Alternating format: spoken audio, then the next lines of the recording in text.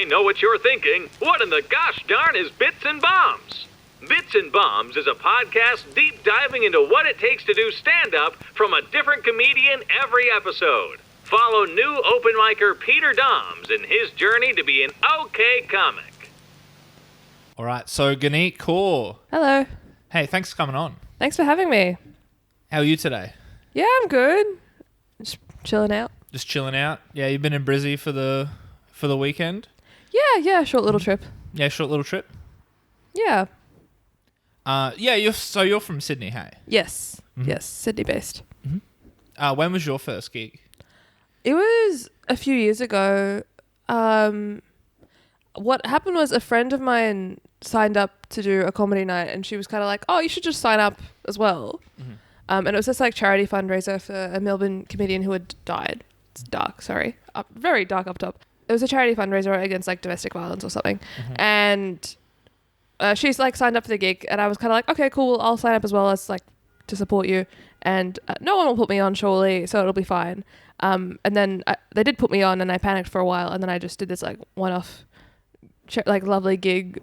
It was like just like the perfect kind of audience for my material. But yeah, and then after that I was sort of just like chasing the dragon. Yeah, okay. So you went up just on a whim. Yeah. Did you have any was stand up something you considered before? No, not at all. So you never considered it. So what was your tactic going? Like, so that meant you didn't have any jokes that you written out, right? No, so like I found that I was doing it, and then I spent like a little while frantically writing and then frantically running it past a few of my friends. Yep. I like did my research. I was like quite anal about everything. I was like, I found out I had the gig booked, and then I went and saw stand up live, and then I talked to all the comedians on that lineup, and I was like, do you have any tips? Like, I've got my first gig soon, and I was very organized with it. But yeah, I was never one of those comedians who was like growing up like dreamed of doing it. Yeah, it was very much like, I'll just do this thing and see how it goes. Mm-hmm. And then it went really well. And then I was like, okay, I think I want to do more of this actually. Yeah. So I started kind of like a bucket list thing in a way. Just almost. Just try anything once kind of thing. Yeah. Yeah. Cool. So how much notice did you have? I think it was a few weeks. A few weeks. Okay. So at least you could go in like a bit of a battle plan, I guess. Yeah, for sure. What about you? Was it the dream for you? It was one of those things where I started to get into like just watching stand up probably around like when I was 18 or something, just some Netflix specials and all those type of things. But then I started listening to podcasts where people were talking about doing open mics, and it made me more think, you can just get up and do that. So for me, it was more just like I would like to try that once. And then my first gig went well. So it was that chasing the dragon thing where it's like, well, this is what I want to keep doing now. Yeah. I feel like if you have a gig that goes well, your first gig goes well, I feel like that keeps you in the game. I think so many times you meet people who like the first gig didn't go well, and they're like, okay. And you're like, okay, well, see you around. And then you never do. Yeah. And I think because there's like a bit of, I feel like there's a misconception about like the first gig being bad. I feel like the first gig is usually the one where people do fairly well. Yeah, I think it can go either way. But yeah. But it is definitely that make or break kind of like. I feel for sure. For me, it's like formative, right? Yeah. I feel like if I bombed, I would have been like, okay, I did the thing. I'm not going to do that again. Like, yeah, occasionally I like talk to people who like run up a comedy podcast, and I'm like, so you have an interest in comedy? And they're like, yeah. And I'm like, so would you do it? And they're like, tried it once, did terribly, never again. And you're like, okay. So now you just got to be on the fringes? And they're like, yeah. Yeah, okay. Wait, sorry, they run podcasts? Yeah, like they're like, I've met someone once who was like, has a podcast where he just interviews comedians. Oh, okay, that's interesting. And I was like, so you must be interested in comedy. And he was like, love it, never doing it again. Yeah. Yeah, okay. I guess there's like so many different ways you can still be involved in the comedy community without actually doing it. Yeah, for sure. I guess some people might want to be more on the promoter side of things, or like maybe even the media side. But yeah, at least there's like a few different ways to stick around. Yeah, definitely. Be involved. So your first gig was a charity event. Yeah. And it went well? Yep. Yeah, it went really well. And then What was like the next gig from there? I think it was like an open mic, and relative to like a normal open mic, I did fine. But coming off like the charity gig, which was like I think my material was like quite feminist and stuff. Not intentionally, like I don't try and be preachy or anything. I'm just, writing about who I am and my experiences and stuff. Yeah. But it was kind of like the perfect crowd for my material just by happenstance. And then I went to like a random open mic and it went okay, but I was like, oh, like no one's, like it's not the same. Do you know what I mean? Yeah. To like have a gig be like your first gig be like, oh, like you crushed and you did really well, and then you do your second gig where you do like your middle and it's a good second set, but whatever. I was like, oh, okay. There's something so crushing about just having an average set after having like a really good one. Like you do your first and you're like, I think comedy's easy actually. Yeah, I'm the chosen one.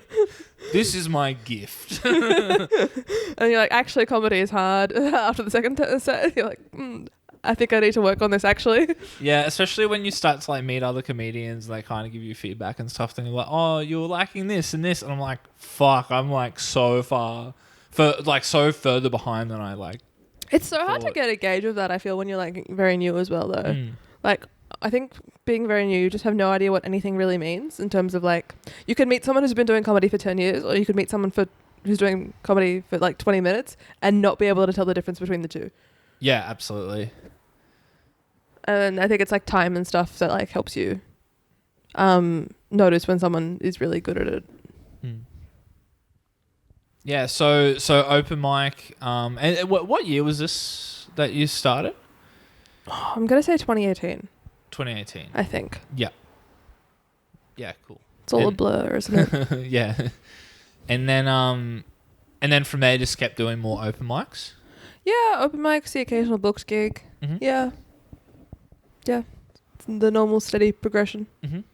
How many gigs do you think you were doing? I started off slow. I think in the first few months I was doing like once a month or something, and then after that, at some point I like kicked it up and then started doing like 3 or 4 gigs a week. And I think I've pretty much maintained that average most of the time. Like most weeks I'm still at 3 or 4. And then some weeks obviously you do like 6, 7 or whatever. And then some weeks you have a week off for whatever reason. Yeah. COVID fucked it up, but like otherwise I think for the most part I've been doing 3 to 4 gigs a week. Yeah. How did COVID affect like Sydney gigs and stuff? It was pretty disastrous. So like there was like the lockdown, which it was just like there was a lockdown which meant like there were several months where you weren't gigging at all. We tried to do Zoom gigs. They were pretty horrendous. Don't recommend that. And then like even after comedy came back, it was just like so much had changed, and like a lot of the rooms that used to be running weren't running anymore. And even now I still don't think that like it's the scene is fully recovered in terms of like quantity or quality of gigs. I just think there's less around that's that good. Like some of the really nice gigs that we used to have were just gone. Yeah, okay. How many did you do any Zoom gigs? I think I did 1 or 2, and then I was like, this is actually making me feel worse.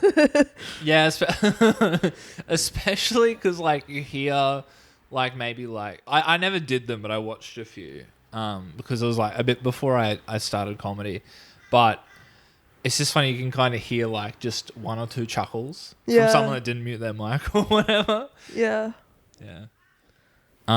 Good old Zoom gigs. Do you think was there? I think I heard someone talking about this the other day. At the time, people were like, "Yeah, this is the future, or this is the way it's gonna go." But then it's funny, it just never took off. Well, it just wasn't as good. Yeah. It just wasn't the vibe. Like you don't get the feedback of the audience really, except for the people who've got to mute it. I think it's a different vibe to being in the room.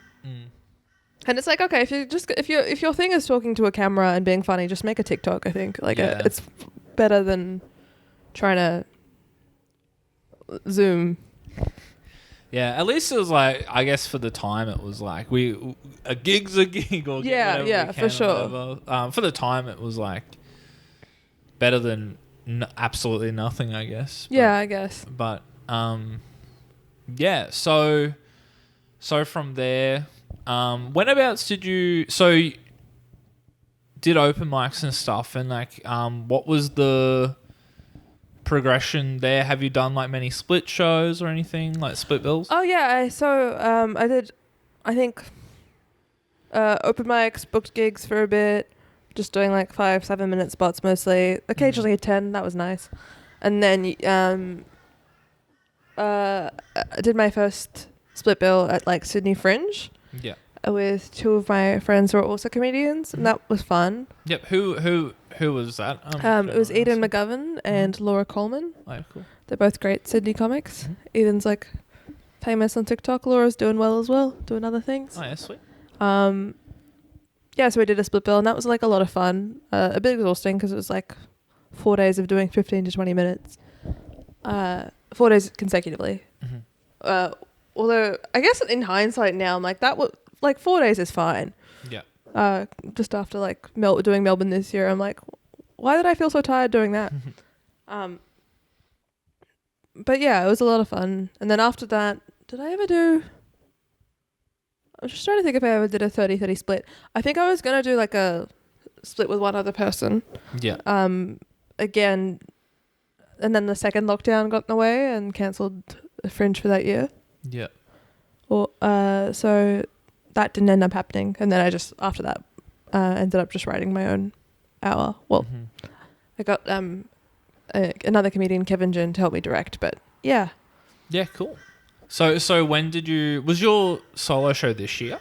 Yeah, I like first wrote it last year and then did it at like the, I guess, trial version of it in September last year. And then, yeah, kept working on it and did it again this year. Yep. Yeah, cool. Whereabouts were you doing your solo show? I've done it at Sydney Fringe, Sydney Comedy Festival, and Melbourne so far. Yep. Yeah. Cool. Are you looking at taking that show? Are you gonna take that into like next year too? Yeah, I think so, because like there's probably like a few cities that I haven't done yet, so it might be good to do like Adelaide or Perth or even maybe come back to Brisbane, do Brisbane Comedy Festival if I get in. Yeah, awesome.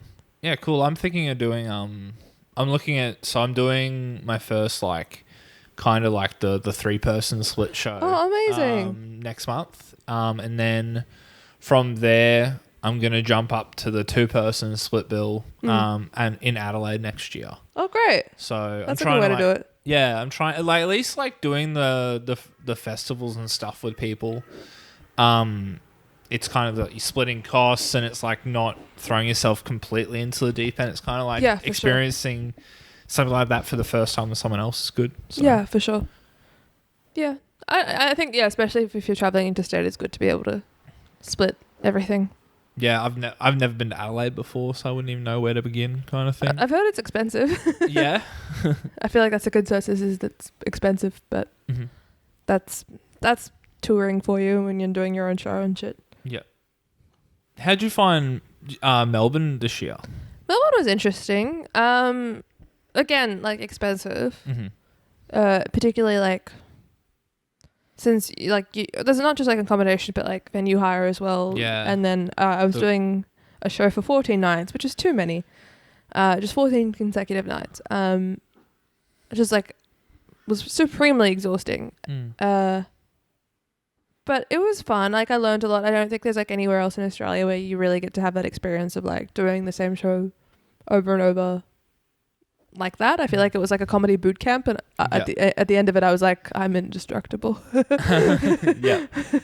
And it's kind of that like I've heard it be like compared to like a summer camp as well, where it's like all your mates are kind of in Melbourne too at the same time. Like everyone's kind of out of the... It's kind of funny because it's all the people you kind of know but in a different city because you're all kind of doing thing as well. Yeah, that's definitely like a interesting vibe where it's like all of these people from all across the country who maybe you see some of them around town whenever you like from your city, from Melbourne, from wherever. Anyone who's touring you've met before, including and people you haven't met before, which is kind of fun. It's like, oh cool, Daniel Sloss is here, that's nice. But yeah, everyone just sort of comes to the same spaces and drinks and stuff. So that aspect of it is nice. Yeah. Just meeting lots of people. Yeah, cool. It shows how small the scene can be as well in a way. Like, once you start, like I've been doing it for like a year, you kind of start to run into the same people and going to different cities or having like a lot of interstate acts come here to Brisbane and stuff. Yeah, too. It's sure. cool to like kind of see that everyone kind of knows each other or like has mutual friends with each other in some way or another. Yeah. It feels like a small scene and a huge scene at the same time. Like Yeah. Melbourne in particular, where you're like, how are there 600 shows on in a month? That's too many. Yeah. We need to cut like half of them. Like, because I feel like that is actually a problem with the festival is there's too much on and then it's become so hard to like promote a show. And I think most people do not break even. But yeah, like at the same time, yeah, you're right. Like it also does feel like a small scene. Yeah, because I thought about doing Melbourne next year, but I think I've heard Adelaide's a little bit more. I think Adelaide's a little bit more because there's less going on, I guess. Like it's probably a little bit easier to do for my first kind of show. I would assume Adelaide festival. would be easier, but yeah, I haven't done Adelaide yet, so I can't really weigh in. Yeah. What was like your strategies around like marketing your shows and stuff?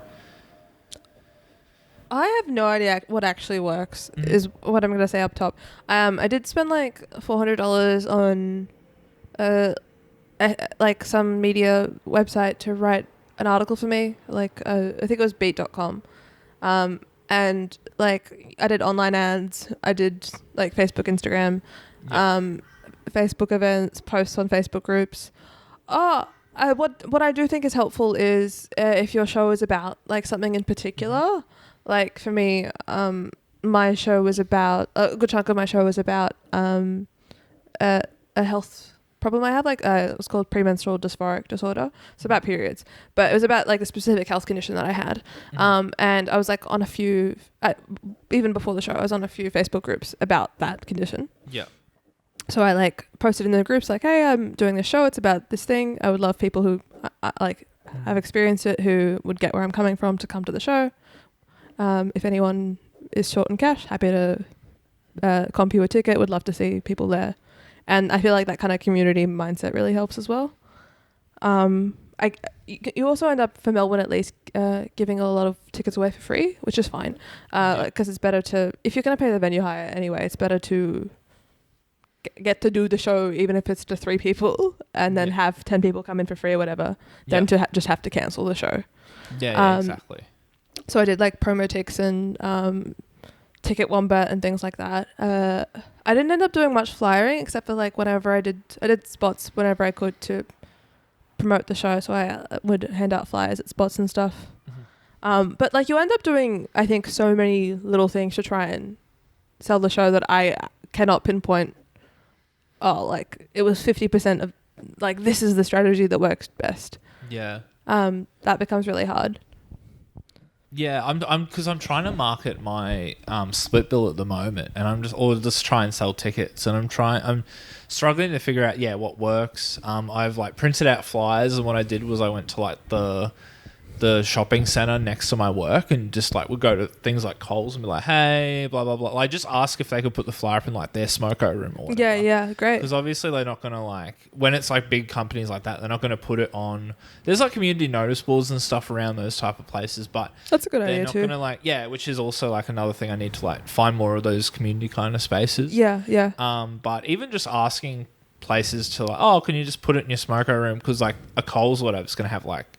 I don't know how many people go even just through the break room kind of thing. So yeah, that's a good idea too. Like just targeting people nearby.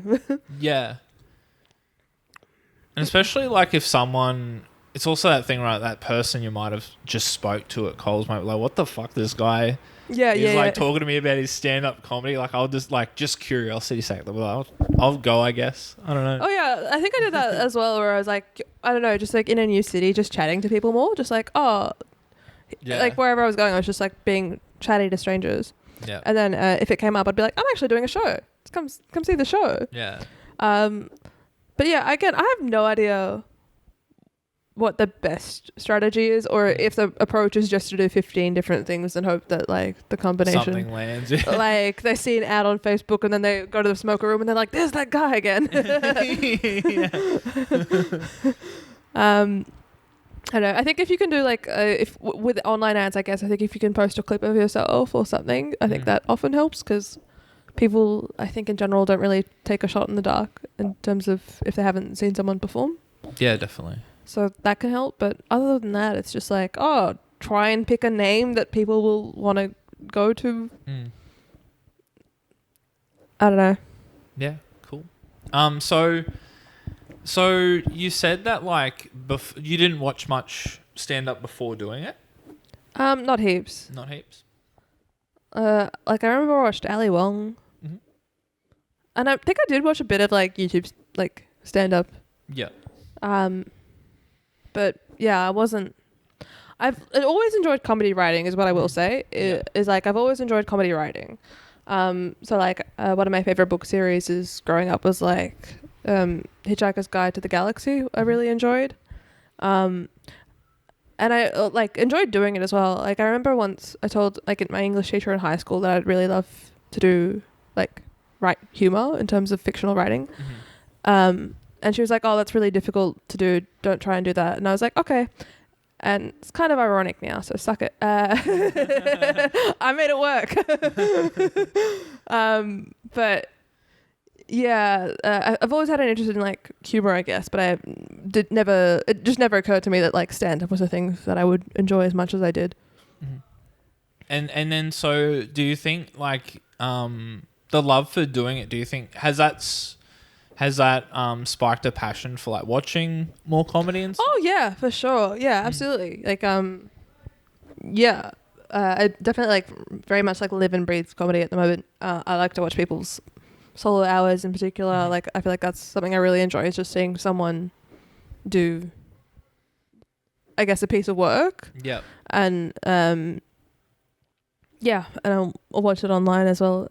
Although less so, I think it's nicer in person. Yeah, I've really like I used to watch like a lot of specials and stuff, but the last year of like moving to Brisbane and living in a scene, I don't really watch much specials anymore because I'm watching so much live stand up like all the time. It kind of like there's something special about being in the room, and absolutely, the atmosphere compared to just watching it on a screen. Yeah, I feel the same. And also like I feel like I used to watch more specials earlier on into comedy, just again because I didn't watch it. I didn't have the experience of everyone else, where I felt like everyone else who had dreamed of being a comedian forever was like, oh, like I've seen all of this comedy and had a backlog of comedy that they'd seen. Yeah. So I think I like tried to play catch up, especially in the earlier years. Like people would be like, oh, you need to watch Bill Burr. How come you haven't seen Bill Burr? And I was like, all right, cool. I'm sorry. I'll go home and watch Bill Burr. Yeah. And then after watching Bill Burr and Kevin Hart and Dave Chappelle, I was like, actually, yeah, well, it's just like it comes down to like personal taste and stuff. Yeah, that as well. Where I was like, you know, like people are sometimes just gonna yell at you and be like, "How come you don't enjoy this comedian?" And I just have to be like, "Well, that's my preference." Yeah, well, I feel like no matter what, whether it's like movies or there's always going to be like, oh my God, you haven't seen Rambo or like you haven't seen like X whatever cult film or something, and it's like there's so many things to consume and watch and listen to. There's always going to be something that's special to someone that like, I can't believe that you haven't seen that. I shouldn't have listed 3 comedians that are really popular just then. People are going to yell at me for this. I've seen them all. They're okay. They're not for me, no. Yeah, so or even within their own community, like even within their own thing. Like I remember I was talking to a friend who was like, oh yeah, you need to watch Bill Burr, and I was like, okay, cool. I've watched Paper Tiger or White Tiger. I forget the name of this special, but I was like, I watched it. It wasn't for me. Like it was fine. There was like 1 or 2 jokes I laughed at, but not really my thing. Respect though. Like I respect people. I can appreciate that they have an audience and that they're really good at what they do. Yeah. And then I talked to another friend who was like, what? You watched that one and you decided that you didn't like Bill Burr? That's his worst special. And I was like, okay. the other comedian I talked to was like, that's his best one. I don't know what's going on. People like even within that, like you can both love a comedian and still have that disagreement of what is their best or worst work or whatever it is. Yeah. Yeah, it goes into like same with like albums and stuff. Some people only the old stuff is the good stuff or whatever. Like comedy's the same where it feels like I feel like no matter what creative endeavor you have, and no matter if like you're like the best of the best, there's still gonna be people be like, oh, the new stuff's awful. Like no matter what you do, you're never gonna be what you were. Yeah. Because we're always like it's either all you do is say the same and everyone's like, oh, they're the same thing over and over again. But then they're mad. It's like, oh, you're different now. Yeah, there's no real winning, is there? No. In this creative pursuit. Seeing the hour shows is special though, like when it's like people you know as well. Like in the for scene sure. and stuff too. Like I get really excited. Next month we're having like Good Chat Comedy Festival here, and a lot of the time that's like a lot of locals and stuff doing their first like hour shows and stuff too. So it's always good to just see what your peers have been. Yeah, working absolutely. It's nice. Yeah, I really enjoy that as well, especially like when you gig with people all the time and you get to see how they like the things that they do that aren't in a club set. I think is like really nice and refreshing.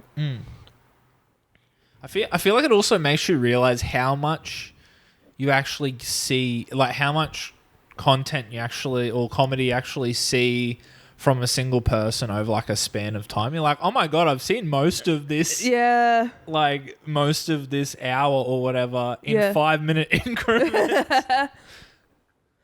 Yeah, for sure. Well, I feel like that's the other thing I appreciate though about an hour is like, my ideal in terms of one to watch isn't like, okay, cool, 60 minutes of club. It's like, okay, maybe you've got club material, but you're weaving a story through it or trying to do something special with it or adding a little bit of theatre to it, not to be wanky. But, you know, like, I like to see what unique things people are doing.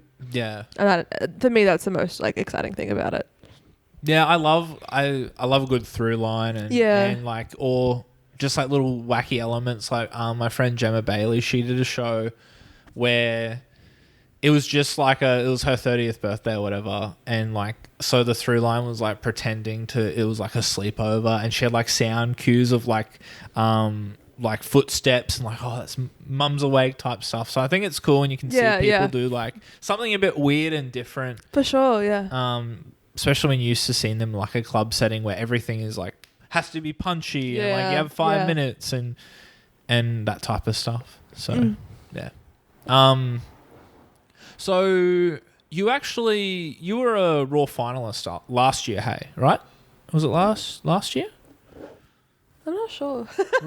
Were you with? I think so. Yeah, I think it was last year. Josh Coutinho. Yeah, it was last year. It was last year. Sorry, I don't know. I have no sense of time anymore. It's all gone. Yeah, actually, my split bill's with Josh.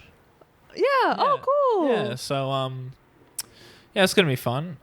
So how did you find like Raw and like how many times have you done Raw before? I done it once before. Once before. Yeah, I didn't get through even the first round, which is fine. And then that was my second time doing it. Was when I made it to the finals, which was like really unexpected for me actually. Like I just didn't anticipate that. It was like a really nice surprise. Like I remember like being at the state finals, waiting for them to announce it, and I was just like, oh, can they just hurry up and say it's not me so I can go home? Yeah. And that was like a thing I said out loud to someone. Just complete bitchiness. I was just tired. And then I was like, oh shit. But yeah, it was a lot of fun. It was a really good experience. Yeah, I don't know what else there is to say about it. Like, yeah, just performing at the Melbourne Town Hall was a dream. Were you in the, because they split, last year was a bit of a different year, wasn't it? Like because I know for Queensland they added like an additional, I think they delayed Raw or something. I have no idea. Yeah, okay.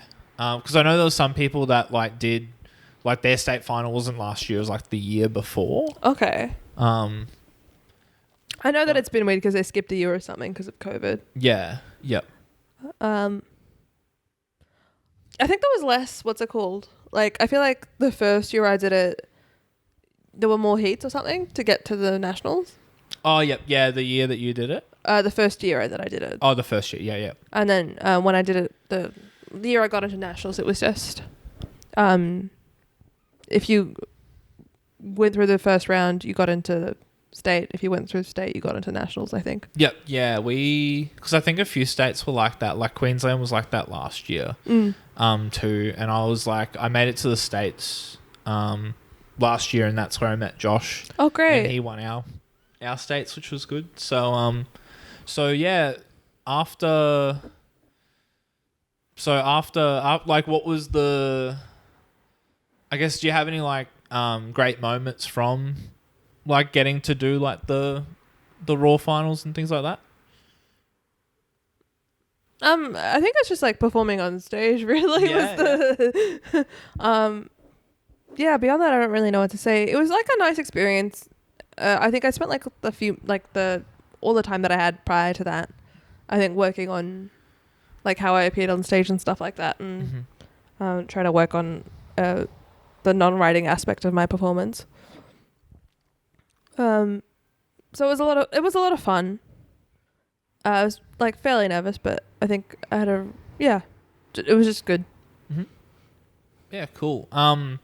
So I guess going from like something like that being like a really good gig, what's the worst gig you've ever done? Oh god. There's been so many like just really awful ones. Yeah. Cause like my problem is I will rarely ever, if someone's like, hey, do you want to do this gig? My answer is almost always yes. If I'm free, I'm probably going to do it.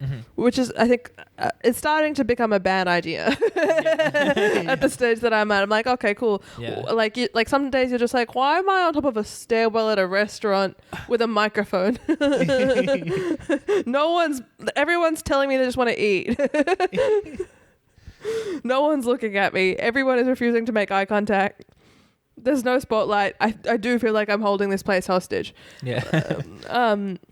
Like things like that. Like I've done like weird gigs where like there's been no stage or no microphone or I think any gig without a proper setup. I've done some god awful open mics as well.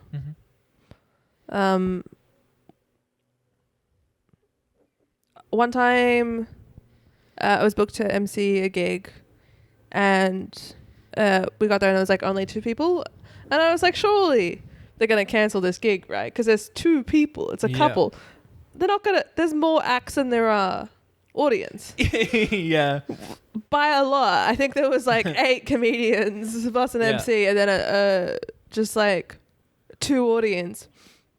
And I talked to the room runner who was like, all right, are we all ready to go? And I was like, what do you mean? Like, what do you mean? And he was like, yeah, we're still gonna go ahead. There's 2 people. Let's go. Was it one of those gigs where like, hey guys, if the comedians could sit in the crowd, that'd be great? I don't even think they did that. So I just ended up emceeing to 2 people, and I spoke to the guy who was running the room, and I was like, I still get paid for this, right? And he was like, no, there's only 2 people. And I was like, but I've been booked to MC. So you got booked and like a paid spot, but because they didn't sell it and he didn't want to cancel it, he was like, yeah, you can do it for free, right? And I was like, no, pay me. And he was like, well, I only have $20 from the 2 people. And I was like, great, pass me the 20. That's on you for not promoting. That's not my problem, actually. Yeah, Jesus. So I think that's probably up there. Like, but also, to be fair, sometimes like those weird ones are really nice where you get like 2 like the couple were lovely, you know what I mean? Yeah. Especially if like if it's 2 people that are like having a blast, that's still it's. I feel like for me, it's only rough the lack of people, and it's obvious one. But the lack of people is always the roughest when they're not laughing, and it's just awkward because it's just like, oh, why am I here? But if they're enjoying yourself, it's like, oh, who fucking cares that that's 2 people that are... absolutely. And like I'll happily do like a show to 4 or 5 people or whatever it is. Yeah. But that one was just like, just cancel the show sometimes, I think. And pay the people. If you're not pay people properly. Yeah. That's I think. Take a loss rather than making the MC take the loss. Yeah. I really, in hindsight, I should have just pulled out of that gig. Yeah. I should just be like, you can MC it if you want this night to go ahead. Yeah. But c'est la vie. You live, you learn. I think one of the worst ones in Sydney was like, this guy called Dante used to. I shouldn't say names, but it's done now. Dante Starbar used to run this gig called Battle of the Sexes. Sounds interesting. Where like he'd basically go on stage and he'd MC the night, and he'd be like go up top. He'd be like we're here to see who's funnier. Is it men or is it women? We're here to see if these women are actually funny, or if they should go back into the kitchen. Am I right, fellas? Like it was like quite bad. Oh no. Like leaning into all of like the sexist stereotypes and then being like, anyway, let's see which one's funnier. Let's see if these women are actually funny, and then just like bringing them up on stage. And because it was like such a like demeaning and like terrible thing to be doing, like a terrible premise for a gig, no women wanted to do it. So you'd get like these women who in comedy were like maybe 6 months in and just like really hungry for gigs, working really hard, being like, yeah, sure, whatever, a spot's a spot, I'll take it. Yeah. And these guys in comedy who had been doing comedy for 10 years and just didn't really care. Yeah.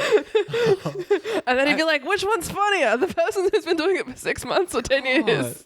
What an idea. That's such I would like to, I think when you said that idea, my first thought was if I was to do that gig, I would end every punchline with, am I right, ladies? To be fair, I think we did have like a few like really decent guys in the comedy scene, like one of them, I think every time he did it, like would end a spot by being like, because you had to vote at the end of the night which one you thought was funny, which group, and depending upon which group was funnier, they were the ones who got paid. Or no, it's just all like who gets paid equally. I think like eventually people like complained and they were like, what are you doing? And he like changed it so that like everyone was getting paid, but the winners got slightly more or something like that. Yeah, the losers got 70%. Oh God. But there was a guy who would come up and he'd be like, make sure you vote for the women and stuff. So like we did have like some solidarity, but it was just anyway. That was a hell of a room. Like he was just. I'm sure like every city has a promoter who is just like batshit. Yeah, probably. Yeah. So he's like one of ours that was just like, I think he's still around, but I just don't do his gigs anymore and I don't really pay attention. But just had like an insane list of rules for each gig that he had. Because he used to just promote, like do random like standard stand-up shows as well.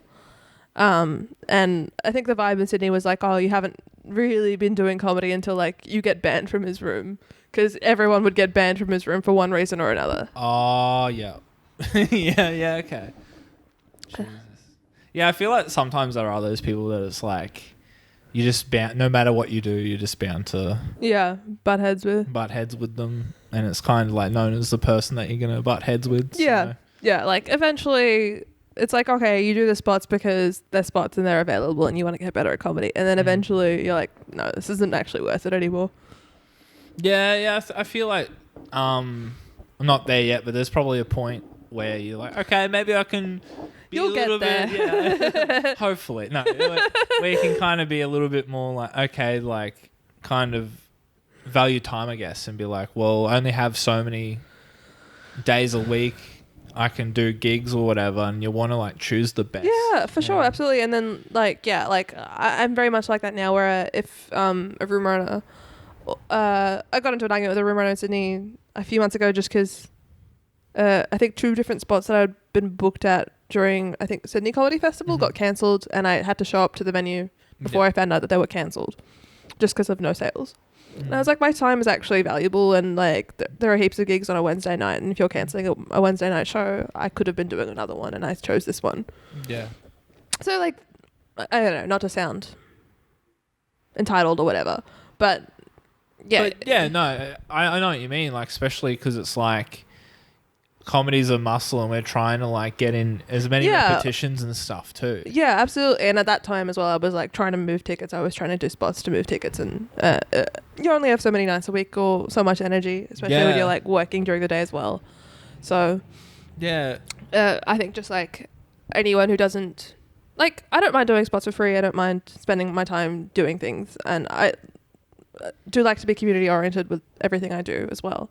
But like, if I don't feel like I'm not given that, the bare minimum of like, oh, sorry, there's no sales for tonight, a few hours beforehand, to even an hour or two beforehand, like I'm not gonna want to come back. Yeah. Or I'm gonna yell at you and then I'll come back.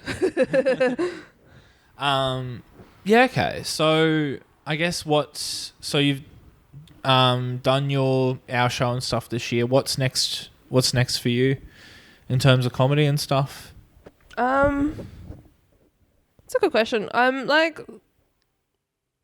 think I definitely want to write another hour. I think I'm a bit far away from that at the moment. Yeah. Next year will probably just be touring the same hour in all the cities that I didn't get to this year. But yeah, beyond that, we'll just be slowly writing another hour, maybe a split bill next year, and then hopefully 2025 I'll have another hour ready to go. Yeah, awesome, cool. And then beyond that, just like working on writing for other projects and things. Yeah, sweet, cool. And where can people follow you or find you? Instagram, Facebook. Yeah, sweet. Yeah. Cool. No worries. Well, thanks for coming on. Thanks for having me. Awesome.